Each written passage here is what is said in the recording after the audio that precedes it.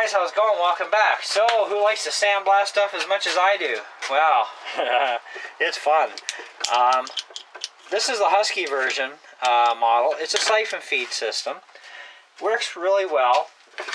I've used this quite often for doing bicycle frames, sandblasting some panels very gently on a vehicle. So you gotta, get back away from the panel. Don't get too close to it. Now this thing does require 9 CFM according to the instructions, but it seems to run fine on my little 8-gallon CH system. So I have really no issues with that. But you got to use the right kind of sand when you're using lower CFM. So basically a beach type sand would be a good sandblasting media to use with it. I've used coal slag with it, and I've turned out some pretty good results, although coal slag is messy as hell and you start to look like a raccoon when you're done. But it does work, and it does work very well even if you're only feeding it half through the recommended CFM.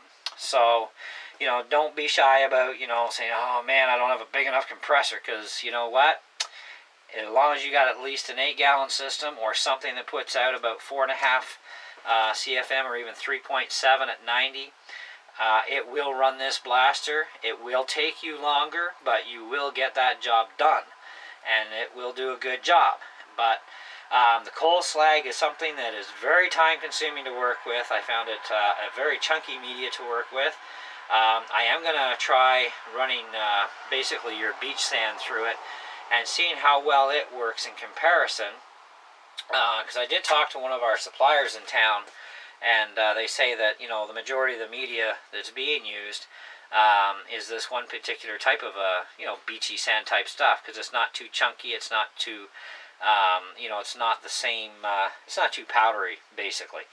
But it's something that a lot of the guys around here apparently use, and use a lot of it, more so than anything else.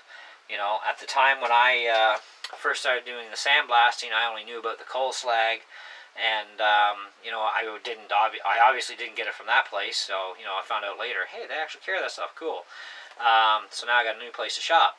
But this thing's about, I guess, about 2 years old now, and it's been through a little bit of use.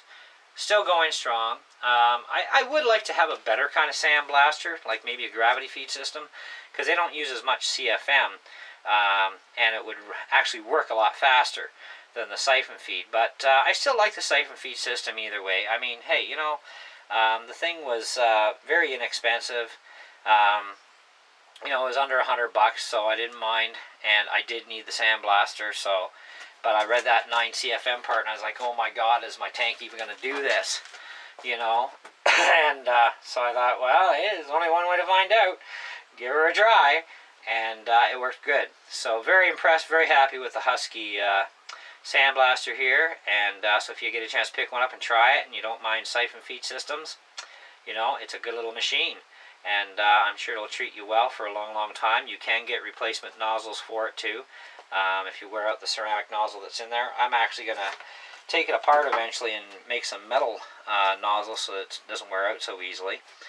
But, I mean, I haven't even touched this one hardly, to even think about wearing it out yet. So, but the fact that I have a machine shop and I can make these things, it's cheaper for me to make it than it is to go and buy it. But anyway, thanks for watching. Hope you enjoyed the video. And we'll definitely see you on the next video, whatever it may be. Have a good one.